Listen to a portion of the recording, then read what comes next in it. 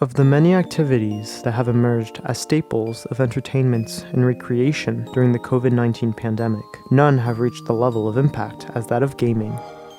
With professional gaming being thrust into the public eye through streaming and short-form video content, increasingly more young adults are looking at professional gaming as a possible vocation. But what does this occupation truly entail? And more importantly, what are the real-life benefits and consequences of a life in gaming? Video games have suffered from negative stigmas throughout its history. The American Psychology Association has found connections between the influence of violent video games, such as first-person shooter, to brutal school shootings that have terrorized the US in the 21st century. The average prevalence of gaming addiction across countries is estimated at 4.7%. Furthermore, the International Statistical Classification of Diseases and Related Health Problems is in the process of adding gaming addictions to its ever-increasing list of disorders right alongside gambling addiction. However, these negative stigmas have not discouraged the general populace from purchasing gaming systems, with over half of the US homes owning at least one gaming console. More so than that, many video game enthusiasts strive to make gaming their primary career. According to JMIR publications, there are approximately 2.7 billion video gamers reported worldwide in 2020. These astonishing numbers seem to indicate that the positive benefits from video games outweighs any negative impact. This documentary will explore video games through the lens of professional gamers and will gauge their real-life experience in the field as it relates to career, mental health, and community. Likely, the most adamant group of people against video games as a career choice are older generations who are less in touch with technological advancements. According to a study headed by Zhao Heji, assistant professor at Singapore University, parents are concerned about their children pursuing a career in the video game industry, as it was deemed to be risky and unsustainable because of questionable profitability and stability. It is noteworthy that these fears still exist despite considerable growth of the video game industry. Zhao's study reveals the most common perceptions of pro gamers and YouTubers compared to game developers. Developers are seen as having a legitimate career, which requires a specific skill set and education. On the other hand, pro gaming is seen as an unsustainable profession that doesn't require the same elevated prerequisite standards. Still, there's no shortage of gaming hopefuls aspiring to make video games their number one source of revenue. Zach Mazer, Ken Alfendiel, and Shrady are all established gamers and content creators on YouTube and Twitch. Zach Mazer here is a prominent Twitch streamer, as well as an esports player, having played on teams such as FlyQuest, Soliflied, and is currently playing with Cloud9. A really common misconception or stereotype is that everyone is really gross and they just sit in their chairs 50 hours a day and do nothing with their lives, and we don't make a lot of money or the job doesn't count as a real job, and all those things are just so not true. Making a living in the gaming industry is more than just being good at a certain video game. It requires personality and drive as well. Ken Alfendiel here is a prominent Twitch streamer that explains the idiosyncrasies of a job playing video games. I became a full-time Twitch streamer in August 2020 when my previous full-time job sort of evaporated due to the pandemic. So it's been my sole source of income since then. I've said before that there's basically two ways to be successful while streaming in the gaming sphere. The first is to be so good at whatever you're playing that people have to watch you. That's what I think most people think is going to happen. Unfortunately, that's not really true. Most people are not that good at whatever game they want to play that people will watch them. It's a really tough road to hoe.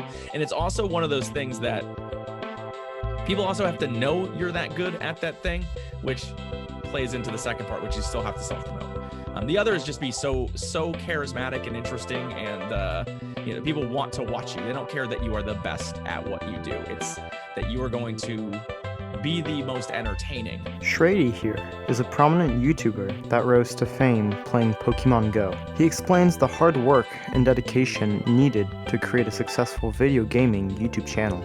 I would say if it's your dream to make a career out of doing something that you love, and that thing that you love is video games, to go for it. 100% go for it, but know what you're up against.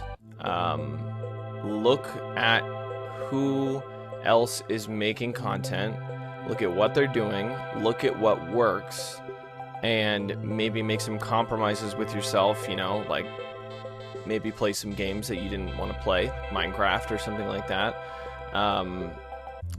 And don't get down on yourself when the numbers don't start shooting up, you know, because YouTube, and I'm specifically talking about YouTube. I don't really know too much about Twitch, but when it comes to YouTube, there's a whole lot of luck involved.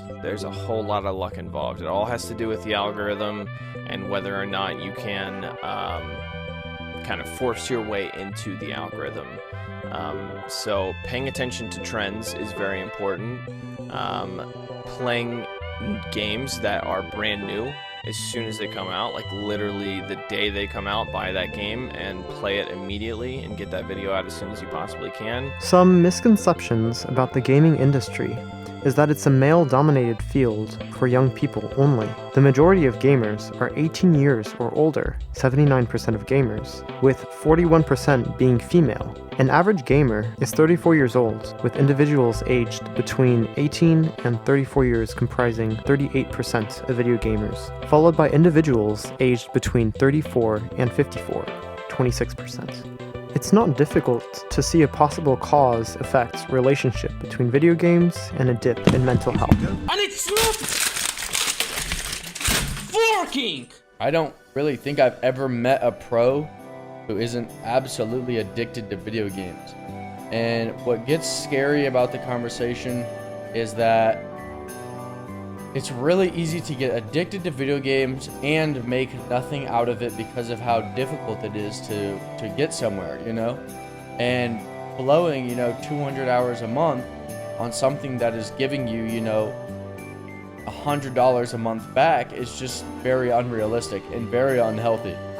And finding that fine line is really difficult because you have to put in those 200-hour for $100 months to get to the point where you're making, 5, 10, 500 grand a month, And so it's really scary to find that line because some never find it. Some just stay addicted and end up doing nothing with their lives and just play like 15 hours a day because that's what they want to do.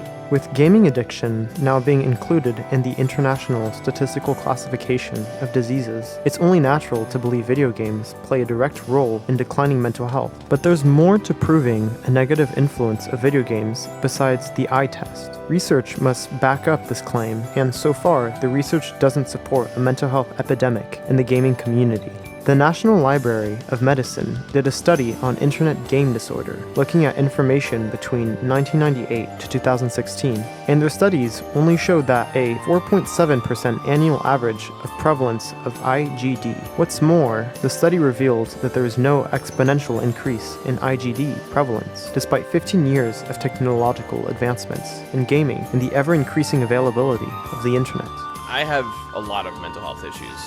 I have agoraphobia, which, if you don't know what that means, it's the fear of the outdoors, the fear of open spaces, the fear of being in a crowd. That's agoraphobia. So most people who are agoraphobic are homebodies. They tend not to leave the house too much, and that's me. So I have agoraphobia, I have panic disorder, I have major depressive disorder, and I have PTSD. So with all of those things wrapped up inside of me, I had very low self-esteem, and still do sometimes, but I got through a really tough portion of my life by watching YouTube content creators, and they brought me, when I was really, really depressed, they brought me just a little bit of joy during those times where I thought that all was lost. Communities of gamers congregate in many different corners of the internet. Discord and Reddit are among some of the go-to applications for gamers to communicate with. However, for professional gamers, perhaps the most interactivity is available on Twitch, the premier streaming platform. From a gaming standpoint, playing a game with other people is healthy. It just is. And having someone to share this interest is healthy. And I think the more that you can engage with other people, the better your relationship with the thing will be. I think the least healthy way to engage in a gaming space is to spend all of your time playing it by yourself. According to earthweb.com, the user base of Twitch has tripled since 2015, and the combined watch time of today's users reached 71 million hours per day. These users are tuning in virtually, and virtually every day. Could there be possible drawbacks? Obviously, you got some trolls here and there, and that's to be expected, but when you're a content creator, you have to learn to let those comments roll off your shoulders. When looking at all of this information, it is apparent that some perceptions of video games and those that play them may simply be misconstrued based on false assumptions. There is clearly evidence showing that some of the impacts video games are having on our current society and youth are positive. And despite some possible downsides, there are upsides that should also be taken into consideration. Because of the pandemic, the video gaming industry has definitely had a surge in popularity in regards to the amount of people playing, but also when looking at the amount of people enjoying gaming media and communities. This could possibly have long-term ramifications for society as a whole, such as mainstream gaming celebrities, changes in entertainment consumption, and a shift towards online communities. However, this should not necessarily be taken as a bad change in our society, but as one that could potentially be beneficial.